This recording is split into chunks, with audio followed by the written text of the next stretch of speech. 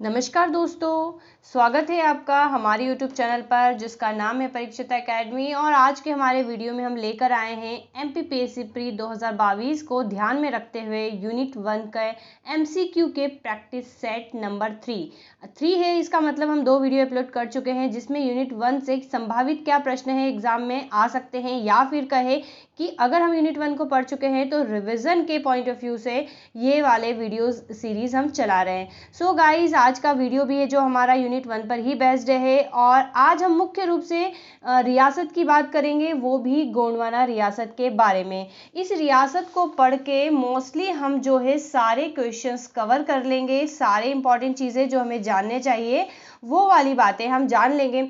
अब आपके सामने सिलेबस है और आप देख रहे होंगे कि यूनिट 1 में मध्य प्रदेश के इतिहास की महत्वपूर्ण घटनाओं प्रमुख राजवंश टॉपिक दे रखा है। किस में दे रखा है? प्री में दे रखा है। सो प्री के पॉइंट ऑफ व्यू से तो इंपॉर्टेंट है, सो हम इसीलिए MCQ वाली वीडियो ला रहे हैं। देन अगर हम बात करें मेंस की भी, तो मेंस का जो पेपर 1 है ए, इसके यूनिट 5 में हमें गोंडवाना रियासत पढ़ना रहता है। सो दोनों ही पॉइंट ऑफ व्यू से हम यहाँ पर बहुत सारी चीज़ें जानेंगे।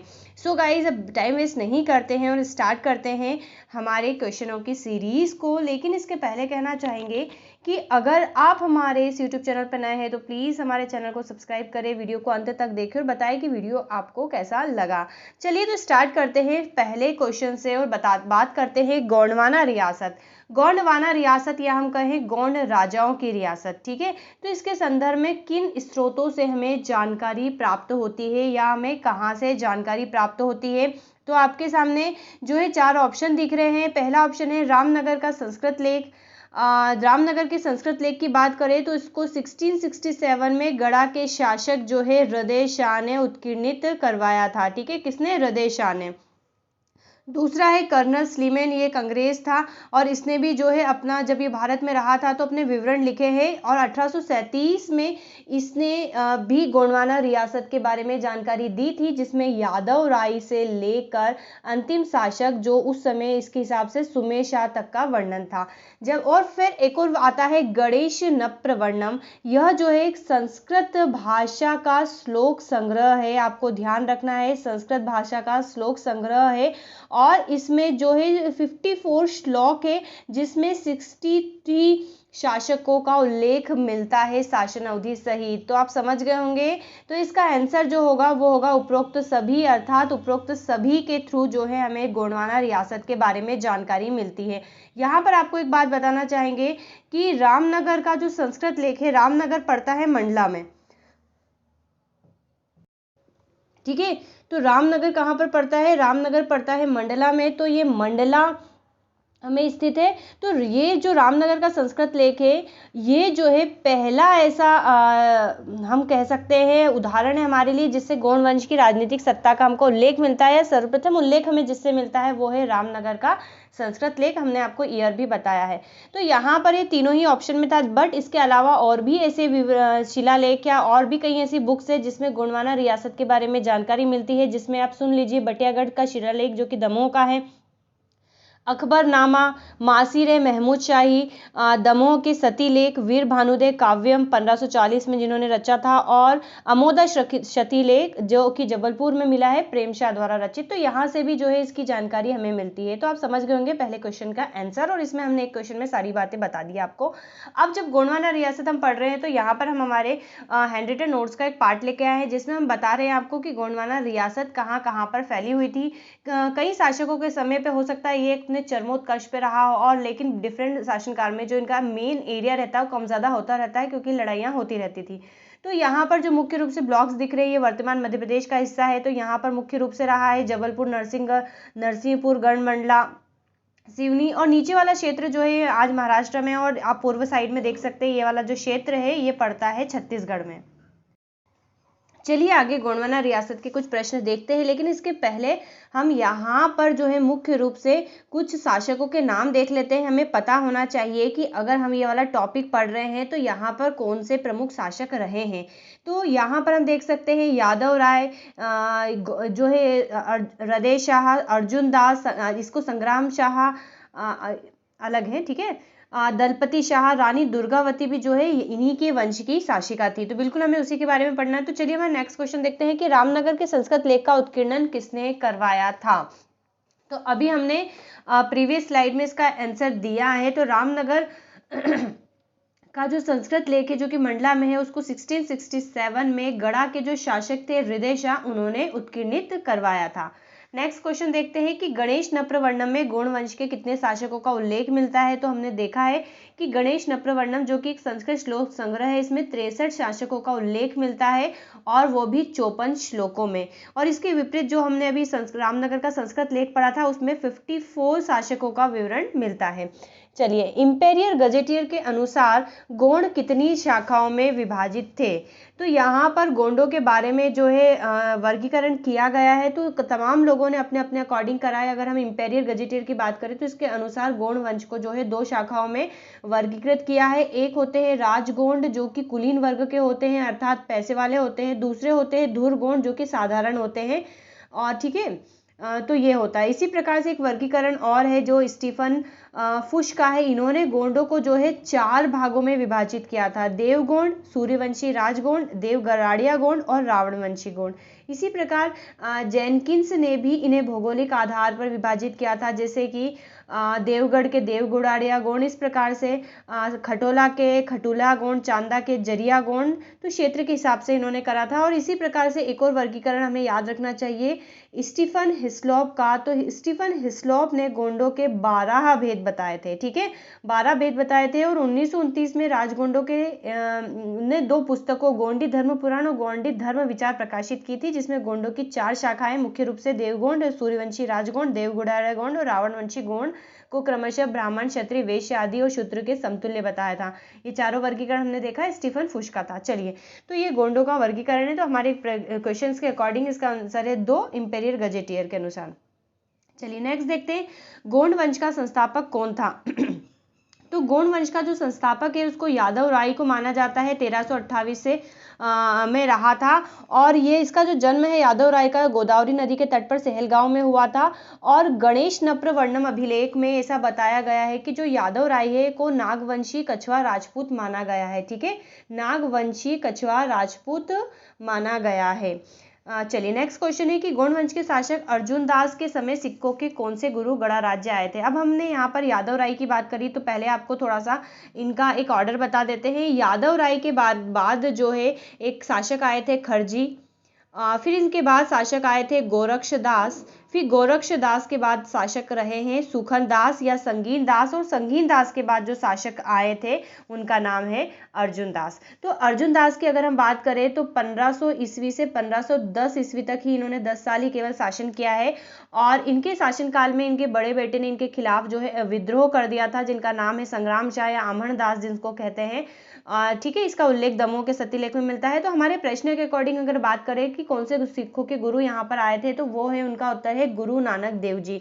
तो अर्जुन दास के समय में गुरु नानक देव जी जो है देशाटन करते हुए गढ़ा राज्य में आए थे। और इसका उल्लेख जो है किस में मिला है, तो इसका उल्लेख सिख धर्म के एक ग्रंथ है सूरज प्रकाश, उसमें इस बात का उल्लेख किया गया है। इस यात्रा के दौरान वो न सिर्फ गढ़ा आए बल्कि अमरकंटक, उज्जैन, होशंगाबाद, नरसिंहपुर, बालाघाट भी गए थे। और इसीलिए आज भी इन स्थानों पर गुरुद्वारा के अवशेष मिलते हैं उनके सम्मान में। ठीक है, तो यहाँ पर इसका आंसर आपको मिल गया होगा। चलिए, तो अब हम बात करते हैं आमन दास की। तो आमन दास को समझने से पहले जान लेते हैं आमन दास का चलो आप पहले क्वेश्चन का जवाब ले लेते हैं कि आमन दास ने कौन सी उपाधि धारण की थी। तो आमन दास एक्चुअल में संग्राम शाह या संग्राम सिंह के नाम से बहुत फेमस है। 1510 से 1543 ईस्वी तक का इनका समय रहा था। और इनको ये जो उपाधि है गुजरात के शासक सुल्तान बहादुर ने दी थी रायसेन विजय में इन गुजरात के सुल्तान की सहायता करने के कारण। ठीक है, इनको संग्राम शाह की उपाधि दी गई थी। अब एक्चुअल में क्या होता है कि हमने अभी देखा कि संग्राम शाह के पिता कौन है, अर्जुन दास है, जो अभी हाल ऊपर प्रीवियस स्लाइड में हमने बात करी। तो इन्होंने क्या है अपने छोटे बेटे को राज्यारोहण सौंप दिया था। तो बड़े बेटे ने क्या करा था, विद्रोह करा था और इनकी जो है हत्या कर दी थी, जिससे शुद्ध होकर जनता ने क्या करा था, आमन, और खुद जो है राजा बन गया था। तो जनता ने क्या करा था, आमनदास को बंदी बना लिया था। और इस स्थिति का फायदा उठाया था किसने, बघेलखंड के राजा वीर सिंह देव ने।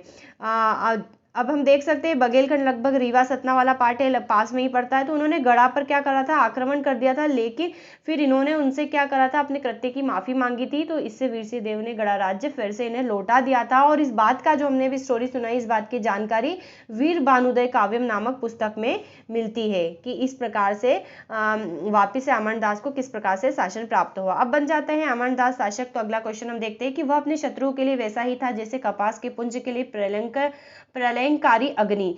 यह वाला जो शिलालेख है, इस तथ्य के बारे में किस व्यक्ति के बारे में लिखा गया है, मतलब किसके बारे में कहा जाता था कि वह अपने शत्रुओं के लिए वैसा ही था जैसे कपास के पुंज के लिए प्रलयंकारी अग्नि। तो ये वाली जो बात है कही गई है अमरदास यानी कि संग्राम शाह के बारे में। ये वाली बात कही गई है कि काफी कूटनीतिक व्यक्ति और अपने राज्य की जो है इसने बहुत साम्राज्य विस्तार किया था। यहाँ तक कि इसने दिल्ली सुल्तनत का जो तत्कालीन सुल्तान था इब्राहिम लोदी, उसकी भी कृपा प्राप्त की थी। गुजरात के शासक बहादुर शाह की जो मदद करी थी रायसेन उसमें, जिसके कारण उसने उसको संग्राम शाह की उपाधि दी थी। और फिर बाद में इसने बघेलखंड के वीर सिंह देव के साथ भी इसके संबंध को सुधारा। फिर बाद में चंदेलों के साथ वैवाहिक संबंध स्थापित किए। रानी दुर्गावती जो है इन्हीं की बहू बनकर आती है। ठीक है, तो इस प्रकार से इन्होंने अपने साम्राज्य का विस्तार किया था और दोस्ती निभाई थी। तो ये वाला जो सेंटेंस है इनके लिए ही कहा जाता है। चलिए, चौरागढ़ दुर्ग का निर्माण किसने कराया था। चौरागढ़ दुर्ग के हम बात करें तो सबसे पहले इसकी स्थिति देख लेते हैं। ये पड़ता है नरसीपुर मध्य प्रदेश में। तो इस दुर्ग का जो निर्माण है करवाया था संग्राम शाह ने यानी कि अमरदास ने। ठीक है, तो स्थापत्य के क्षेत्र में इन्होंने काफी महत्वपूर्ण योगदान दिया था। संग्राम शाह ने न सिर्फ चौरागढ़ का बल्कि दमोह जिले में संग्रामपुर गांव भी बसाया था। ठीक है, कहाँ पर पड़ता है ये, दमोह जिले में पड़ता है, संग्रामपुर गांव भी पड़ता है। और संग्राम शाह ने गढ़ा के निकट मदन महल नामक भवन का निर्माण भी करवाया था और संग्राम सागर नामक सरोवर निर्मित कर वाजना मठ स्थित करवाया था। ठीक है, चलिए, तो ये संग्राम शाह के बारे में बात हो गई। अब संग्राम शाह के से ही हमारा जो है मुख्य रूप से जो है गोंडवाना रियासत स्टार्ट होता है। तो यहाँ पर हम ध्यान रख लेते हैं इनकी जो राजधानी थी उस समय गढ़ा थी। गढ़ा जो है जबलपुर में पड़ता था। चलिए, पुलत्स्य वंशी किस गढ़ा के शासक को कहा गया है। तो एक्चुअल में पुलत्स्य वंशी जो शासक है, एक सोने के सिक्के पे में इनका नाम मिलता है और ये जो है संग्राम शाह के बारे में कहा गया है। तो संग्राम शाह के समय में सोने चांदी एवं तांबे के सिक्के मिले हैं जिसमें तत्कालीन समय के आर्थिक समृद्धि के विषय में जानकारी मिलती है।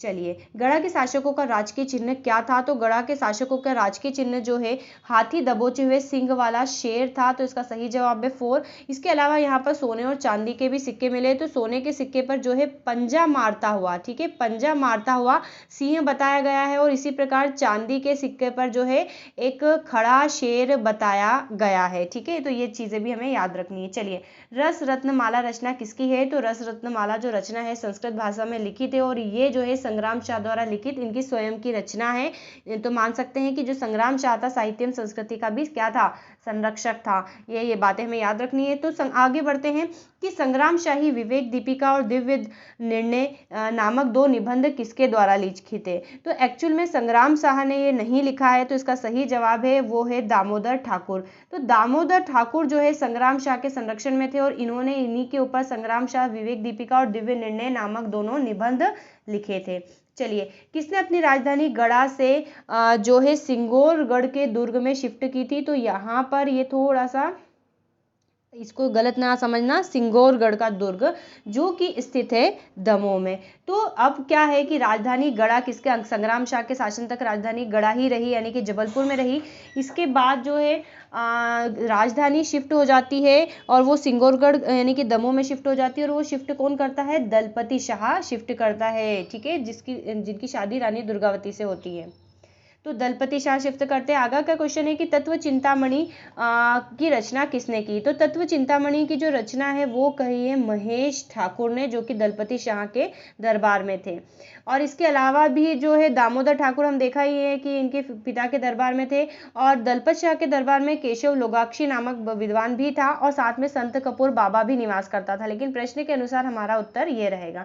चलिए, आगे क्वेश्चन देखते हैं कि किसने गढ़ा के शासक ने अपनी राजधानी सिंगोरगढ़ से शिफ्ट कर चौरागढ़ शिफ्ट कर ली। ठीक है, तो अब सिंगोरगढ़ भी राजधानी नहीं रहा और इसको चौरागढ़ शिफ्ट कर लिया है। तो ये जो काम किया था वो करा था रानी दुर्गावती ने। ठीक है, तो रानी दुर्गावती ने अपनी राजधानी सिंगोरगढ़ से चौरागढ़ शिफ्ट की थी और चौरागढ़ की अगर हम बात पढ़े तो ये पड़ता है नरसिंहगढ़ जिले में, नरसिंहपुर जिले में पड़ता है चौरागढ़। नेक्स्ट क्वेश्चन है कि गुसाई विठल नाथ को रानी दुर्गावती ने 108 गांव दान में दिए थे, इसका विवरण किस ग्रंथ में मिलता है? तो वल्लभ संप्रदाय के संस्थापक थे श्री वल्लभाचार्य, और इनके पुत्र दक्षिण प्रवास से लौटते समय रानी दुर्गावती के समय गढ़ा पधारे थे, जहां रानी दुर्गावती ने इनको 108 गांव जो है दान में किए थे। और इस बात का जो विवरण है भाव सिंधु और 252 वैष्णव की वार्ता दोनों जो है ग्रंथों में मिलता है। ठीक है, तो ये इसका आंसर ये दोनों रहेंगे। नेक्स्ट क्वेश्चन है कि रानी दुर्गावती के हाथी का क्या नाम था? तो रानी दुर्गावती का भी एक हाथी था जिन्होंने इनकी काफी मदद की थी, तो उसका नाम था सरमन हाथी या श्रवण बोल सकते हैं। और इनका ठीक है, तो ये आपको याद रखना है। और इनका जो महावत था हाथी का, इनका नाम भी बहुत इंपॉर्टेंट है, तो इनका नाम था आधार सिंह। और जहाँ रानी दुर्गावती की समाधि बनी हुई है उसके पास में ही आधार सिंह का भी जो है बनी हुई है समाधि, क्योंकि इन्होंने रानी दुर्गावती का जो है काफ़ी जो है सहयोग किया था। और रानी दुर्गावती हमें पता है चंदेल राजकुमारी थी। चलिए नेक्स्ट क्वेश्चन देखते हैं। तो मुगलों ने रानी दुर्गावती के राज्य पर कब आक्रमण किया था? हमें पता है इस समय जो है अकबर अपने चरमोत्कर्ष पे था और बारी बारी से हर चीज़ को विजय कर रहा था। तो 1564 में जो है अकबर ने मुगलों ने इस पर आक्रमण किया था और जीत दर्ज करी थी। ठीक है, तो ये आपको ध्यान होगा जलाल खां करके इन उस समय जो है मेन मुगलों की ओर से जिसने इसका रिप्रेजेंटेशन किया था। चलिए, माधव वाजपेयी को अपना पुरोहित किस गढ़ा के शासक ने नियुक्त किया था? यहाँ पर हमें इसका ध्यान रखना है। तो माधव जो वाजपेयी है इसको जो है अपना शासक मधुकर शाह ने नियुक्त किया था। जिस प्रकार से हमने देखा है कि रानी दुर्गावती के टाइम पे मुगलों ने जब आक्रमण किया था तो उसके बाद जो गोंडवाना रियासत मुगलों के अंडर में आ गया था, लेकिन फिर बाद में उनके अधीन जो है जो गोंड शासक है वो शासन करने लग गए थे। तो फिर उसके बाद जो उत्तरकालीन गोंड शासक है जो रानी दुर्गावती के बाद वो चंद्रशाह रहते हैं और फिर मधुकर शाह आते हैं। तो इनके टाइम पे इन्होंने जो है माधव वाजपेयी को अपना पुरोहित नियुक्त किया था। अगला क्वेश्चन है कि प्रेम शाह ने अपने दरबार में किन विद्वानों को संरक्षण दिया था? तो प्रेम शाह की अगर हम बात करें तो इन्होंने विष्णु दीक्षित और गंगाधर वाजपेयी को जो है अपना विद्वान का संरक्षण दिया था। नेक्स्ट क्वेश्चन है कि किस गढ़ा शासक ने अपनी राजधानी रामनगर शिफ्ट की थी, जो कि मंडला में स्थित है, को बनाया था? तो ये जो रामनगर राजधानी अब शिफ्ट करी है ये करी है हृदय शाह ने। तो यहाँ पर हम देख सकते हैं कि चार राजधानी रही है गोंडवाना रियासत के टाइम पे। पहले नंबर पे गढ़ा रही है जो कि जबलपुर में पड़ता है, फिर सिंगौरगढ़ जो है शिफ्ट करी थी जो कि दमोह जिले में पड़ता है, फिर चौरागढ़ शिफ्ट करी थी और फिर जो है रामनगर शिफ्ट करी है। तो इस प्रकार से ये जबलपुर में आता है, ये दमोह में पड़ता है, ये नरसिंहपुर में पड़ता है और ये मंडला में पड़ता है। तो चार राजधानियां रही हैं। तो ये जो राजधानी यहाँ पर शिफ्ट करी थी दलपति शाह ने, फिर चौरागढ़ करी थी रानी दुर्गावती ने, और फिर बाद में जो है रामनगर शिफ्ट करी सुरक्षा कारणों से वो करी थी हृदय शाह ने। नेक्स्ट क्वेश्चन है गजेंद्र मोक्ष काव्य की रचना किसने की थी? तो गजेंद्र मोक्ष जो काव्य है उसकी रचना की थी लक्ष्मी प्रसाद दीक्षित ने, और ये हृदय शाह के शासन के समय इनके राज दरबार में था। हृदय शाह द्वारा लिखित ग्रंथ कौन से हैं? तो हृदय शाह ने स्वयं जो है संगीत के दो ग्रंथ की रचना की है, वो है हृदय कोटुक और हृदय प्रकाश। तो ये दोनों ही जो ग्रंथ है वो संगीत के ग्रंथ है। तो ये हृदय शाह ने स्वयं इनकी रचना की थी। नेक्स्ट क्वेश्चन है कि प्रणामी समुदाय के प्रसिद्ध गुरु महाप्रभु प्राणनाथ का आगमन किस गढ़ा शासक के शासन काल में हुआ था? तो महाप्रभु जो प्राणनाथ है इन प्रणामी समुदाय के प्रसिद्ध गुरु, इनका जो आगमन है गोंडवाना रियासत के जो शासक है गोंड रियासत वो है छत्र शाह, इनके शासन के समय पर हुआ था। और बाद में इनके प्राणनाथ द्वारा जो दिए गए उपदेश है उसका संकलन रास नामक ग्रंथ में किया गया था। नेक्स्ट क्वेश्चन है किस गढ़ा शासक की मुद्रा पर महाकाली का नाम अंकित है? तो यह जो है महाकाली का नाम अंकित है, ये जो शासक उस समय थे नरेंद्र शाह रहे हैं गढ़ा के शासक, उनके शासन काल की ये बात है। अगला क्वेश्चन है कि रामनगर में महाप्रभु प्राणनाथ द्वारा दिए गए उद्देश्यों का संकलन किस ग्रंथ में किया गया है? तो इसका उत्तर हम अभी जस्ट लेके आए हैं, उसका उत्तर है रास। नेक्स्ट है मराठाओं का गणराज्य का प्रथम आक्रमण किस शासक के समय हुआ था? तो इस प्रश्न का जो जवाब है वो है महाराज शाह। तो महाराज शाह के समय पे मराठाओं का गढ़ा राज्य पर प्रथम आक्रमण हुआ था और वीर कवि रचित सुदामा चरित्र के अनुसार बालाजी बाजीराव ने 1741 में मंडला पर आक्रमण कर उसे जीत लिया था। पराजय से हीन होकर महाराज शाह ने क्या करा था, अग्नि समाधि ले ली थी। उनको अच्छा नहीं लगा था तो उन्होंने अग्नि समाधि ले ली थी। और इस बात का जो विवरण है कौन सी बुक में मिलता है, सुदामा चरित्र में मिलता है, जो कि किसके द्वारा रचित है, वीर कवि द्वारा रचित है। चलिए नेक्स्ट क्वेश्चन की तरफ हम बढ़ते हैं। 1857 की क्रांति में गढ़मंडला की रामगढ़ जागीर की शासिका कौन थी, या हम इस प्रश्न को इस प्रकार भी देख सकते हैं कि 1857 की क्रांति का यहाँ से नेतृत्व किसने किया था, तो इसका जवाब है रानी अवंतीबाई। अगला प्रश्न है कि 1857 की क्रांति में जबलपुर का नेतृत्व किसने कहा था, तो ये भी गोंडवाना रियासत के थे शंकर शाह और इनके पुत्र रघुनाथ शाह ने। चलिए नेक्स्ट क्वेश्चन है कि देवगढ़ राज्य का पहला शासक कौन सा था। तो हम बात करें देवगढ़ की, तो इसका जो पहला शासक था वो था तुलोबा। ठीक है, इसका पहला शासक कौन था, तुलोबा था। तो यहाँ पर आईने अकबरी के अनुसार देवगढ़ राज्य मालवा सूबे के गढ़ा सरकार के अंतर्गत आता था, जिसकी राजधानी रदियागढ़ और शासक तुलोबा था। तो गढ़ा राज्य के अतिरिक्त गोंडों की कन्या शाखा ने देवगढ़ पर शासन किया था। वहां के शासक स्वयं को राजगोंड न बताते हुए गोंडों के बीच का शासक वर्ग बताते थे। यह राज्य पहले गढ़ा मंडला राज्य के अंतर्गत ही आता था, जिसकी राजधानी रदियागढ़ थी, जो कहाँ पड़ती है, छिंदवाड़ा में पड़ती थी। चलिए नेक्स्ट क्वेश्चन की हम तरफ बढ़ते हैं। तो बटुक भैरव का मठ किसने, जिसे बाजना मठ भी कहते हैं, किसने बनवाया था। तो जस्ट अभी हम इसके बारे में थोड़ा सा पढ़ के आए हैं। तो ये जो है आमणदास यानी कि संग्राम शाह ने करवाया था, और ये भैरव के मतलब भैरव बाबा है, भैरव को समर्पित जो है मठ है। नेक्स्ट क्वेश्चन है नरई का युद्ध कब लड़ा गया था। तो नरई का युद्ध जो है 24 जून 1564 को लड़ा गया था। और हम पता है कि जब हम इसकी बात कर रहे हैं तो हम किसकी बात कर रहे हैं, तो हम बात कर रहे हैं रानी दुर्गावती की। ठीक है, रानी दुर्गावती और मुगलों के बीच। इसी प्रकार से जो 23 नवंबर 1857 का युद्ध है ये अवंती बाई द्वारा लड़ा गया था। चलिए, तो ये दोनों ही जो है गोंड वंश की प्रमुख शासिका है रही हैं और काफ़ी प्रसिद्ध रही है और इनका काफ़ी योगदान है। अगला प्रश्न है तो हो चुका है। तो यहाँ पर हमारे आज का ये वीडियो खत्म होता है, जिसमें हमने मुख्य रूप से मध्य प्रदेश के प्रमुख राजवंश में गोंडवाना रियासत की बात करी। इसी प्रकार का एक और प्रैक्टिस सेट हम कहीं लेकर आते रहेंगे, जिसमें हम विभिन्न राजवंशों को कवर करेंगे। सो गाइज, बताइएगा वीडियो कैसा लगा। अच्छा लगा हो तो चैनल को सब्सक्राइब करें, वीडियो को लाइक शेयर कमेंट ज़रूर करें। Have a nice day and thanks for watching.